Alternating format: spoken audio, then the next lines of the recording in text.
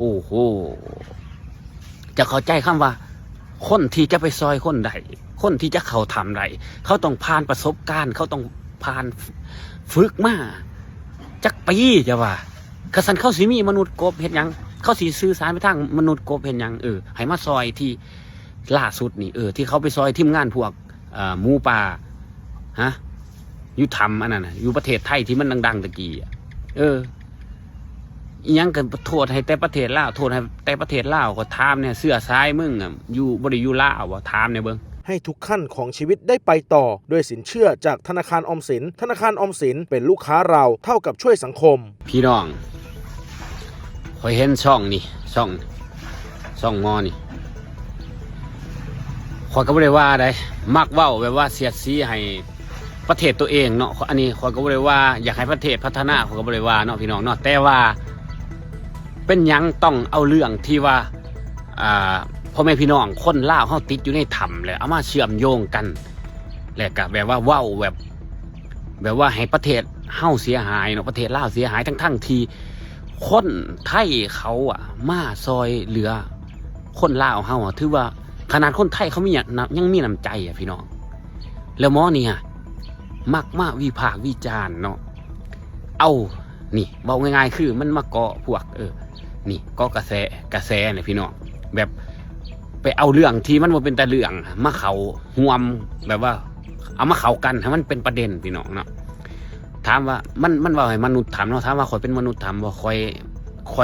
บ่แม่นมนุษย์ทำแต่ข่อยเป็นคนข่อยก็ฮักชาติข่อยเนาะสิมาเปรียบเทียบเนาะประเทศด้อยพัฒนาสิมาเปรียบเทียบให้มันเจริญคือประเทศไทยซุมื้อนี้มันสิเป็นไปได้บ่มันเป็นไปไม่ได้หรอกพี่น้องเนาะและก็อีกอย่างเรื่องมันบ่เกี่ยวกันพี่น้องเรื่องมันคนละเรื่องกันเนาะเจ้าสิวิพากษ์วิจารณ์เรื่องยังก็สุดก็แล้วแต่เจ้าแต่ว่านี่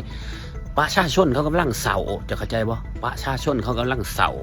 เขาต้องการกำลังใจเขาต้องการความช่วยเหลือเขาต้องการทางไหนก็อย่างที่เก่งที่สุดตอนนี้คือ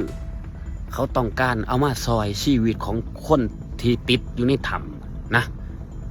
อันนี้คือคอยเห็นเขาลงนะคอยอ่านคอมเมนต์แต่ละคอมเมนต์นี่คนลาวเฮานี่มีแต่บ่มักทั้งนั้นนะแต่ว่าสำหรับคอยเรื่องอื่นขอบ่สนนะพี่น้องแต่ว่าเรื่องนี้สิเอามาประเด็นโยงกันได้จังไดมันคนละเรื่องนะพี่น้องนะว่าอุ้ยลาวซอยไทยซอยลาวมันก็เป็นการแลกเปลี่ยนมนุษย์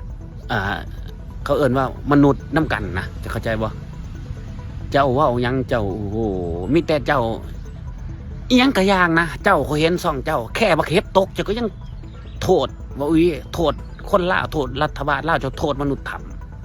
ำมันสิเกี่ยวกันมองใดฮะเจ้าเฮียนสูงคักบ่ขอถามเจ้าในเบิ่งเฮียนสูงคักเจ้าคือมีปัญญาเมื่ออยู่บ้านฮะมันโพดว่าวิคอยเห็นหลายคลิปแล้วแต่เขาบ่เว้าหรอกแต่ว่าอันนี้แต่ว่าเรื่องนี่เขาคนที่เขากำลังเศร้าแต่เจ้าก็เอามาเว้าแบบนี้ว่ามนุษย์ทำไปใช้มนุษย์ทำไปใช้โอ้โหจะเข้าใจคำว่าคนที่จะไปซอยคนใดคนที่จะเขาทำใดเขาต้องผ่านประสบการณ์เขาต้องผ่านฝึกมาจักปีจะว่ากษันเขาสิมีมนุษย์กบเห็นยังเขาสิสื่อสารไปทางมนุษย์กบเห็นยังให้มาซอยที่ล่าสุดนี่ที่เขาไปซอยทีมงานพวกหมูป่าฮะอยู่ทำอันนั้นอยู่ประเทศไทยที่มันดังๆตะกี้ยังกันโทษให้แต่ประเทศลาวโทษให้แต่ประเทศลาวก็ถามเนี่ยเสื้อซ้ายมึงอยู่บริยูลาวถามเนี่ยเบิ้งโอ้โหอันนี้มันคนละเรื่องกันสิวิพากษ์วิจารณ์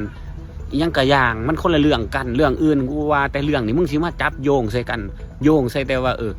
เป็นย้อนมนุษย์ทำเป็นย้อนมนุษย์ทำโอ้ยกูอยากเห็นเด้ฝากพ่อแม่พี่น้องกดแชร์นี่นะครับให้ไปหอดมันหรือว่าพ่อแม่พี่น้องฝากคอมเมนต์มาด้วยนะแต่สำหรับผมคิดแนวนี้ว่าเรื่องมันคนละเรื่องนะชีวิตฟ้าวิจารณ์กับเรื่องได้กับอย่างแต่มันคนละเรื่องกันนะพี่น้อง